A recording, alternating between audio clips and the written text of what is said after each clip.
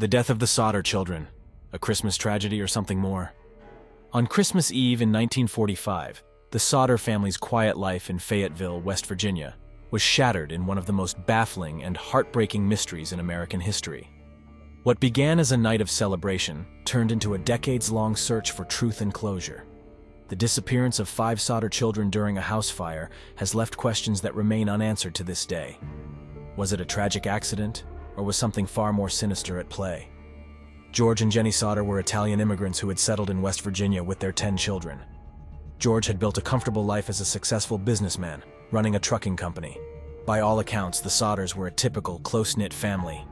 However, George's outspoken criticism of Benito Mussolini and the Italian government often put him at odds with some members of the local Italian community. This tension would later become a focal point in theories about what happened to the Sodder children. The Sodder family spent Christmas Eve in high spirits. 5 of the children, Maurice, 14, Martha, 12, Louis, 9, Jenny, 8, and Betty, 5, were particularly excited and had begged to stay up late. Jenny, their mother, eventually allowed them to stay awake as long as they completed their evening chores. Around midnight, Jenny and George went to bed, leaving the children in the living room. Later that night, strange events began to unfold. Jenny was awakened by a strange phone call around 12:30 a.m. The female caller asked for someone unfamiliar, and then laughed eerily before hanging up. Jenny noticed that the house was unusually quiet. When she looked outside, she saw that all the lights were still on, and the doors were unlocked. Assuming the children had forgotten to lock up, she turned off the lights, locked the doors, and went back to bed. Not long after, Jenny was awakened again by a loud thump on the roof, followed by a rolling sound. Moments later, she smelled smoke. George attempted several methods to rescue the children. He tried climbing the wall of the house, but his ladder was missing. He then tried to use his truck to pull the house down, but found that both of his trucks, which had been working perfectly the day before, wouldn't start. Meanwhile, Jenny ran to a neighbor's house to call the fire department, but the operator never responded. Another neighbor eventually managed to contact them, but help didn't arrive until 8 a.m., long after the house had burned to the ground. When the fire was finally extinguished, the scene raised more questions than answers. No remains of the 5 children were found in the ashes. Fire experts suggested that a blaze hot enough to completely cremate bones would have had to burn far longer, and at a much higher temperature than the Sodder house fire. Jenny conducted her own experiments, burning animal bones to see if they would turn to ash, but they never did. Adding to the mystery, the cause of the fire was officially ruled as faulty wiring. However, George had recently had the wiring inspected, and the house had passed with no issues.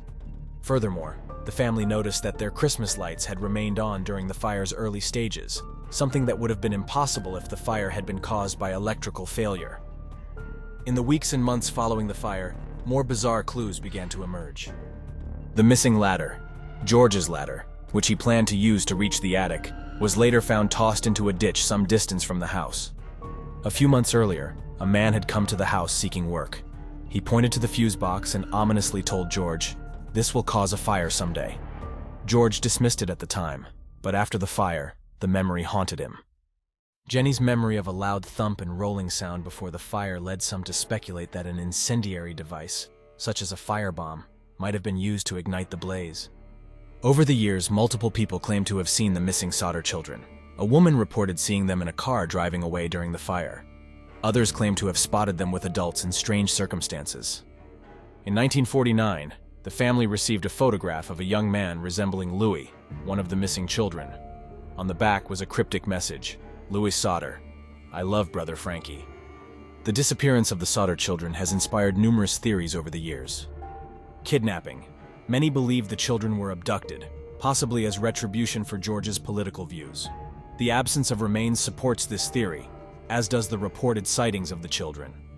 Some speculate that George's business dealings or political opinions may have made him a target for the mafia, who could have staged the fire as a cover for the kidnapping. Accidental death cover-up. Another theory is that the children died in the fire, but their remains were accidentally destroyed or improperly handled, and the family's suspicions grew from a lack of evidence. Skeptics argue that the Sodders' grief and desperation led them to interpret unrelated events as part of a conspiracy. Determined to uncover the truth, George and Jenny devoted the rest of their lives to finding their children.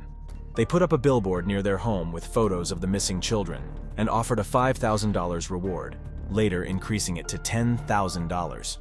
Despite receiving countless tips, none led to definitive answers. In 1949, the Sodders hired a private investigator and had the site of the fire excavated, while the dig uncovered some artifacts, including a few small bone fragments. These were later determined to belong to an older individual, not one of the children. Jenny wore black mourning clothes for the rest of her life, convinced her children were still alive. George passed away in 1969 without ever learning the truth. Their surviving children continued the search, but eventually stopped discussing the case publicly, overwhelmed by the lack of closure. Today, the disappearance of the Sodder children remains one of America's most enduring mysteries. It's a story of tragedy, resilience, and unanswered questions. Was it a horrific accident, a targeted act of vengeance, or a complex conspiracy? Despite decades of speculation, the truth may never be known. As we revisit this haunting tale, we are reminded of the fragility of life and the lengths to which a family will go to seek justice for their loved ones. What do you believe happened to the Sodder children? Did they perish in the fire, or were they taken?